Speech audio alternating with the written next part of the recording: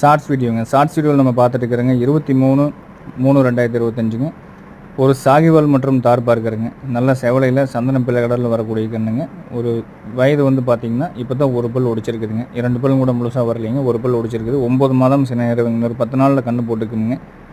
சாதுவில் ரொம்ப மிகமான சாதுங்க. எங்கே வேணாலும் பிடிச்சி எங்கே வேணாலும் நீவிக்கலாம்.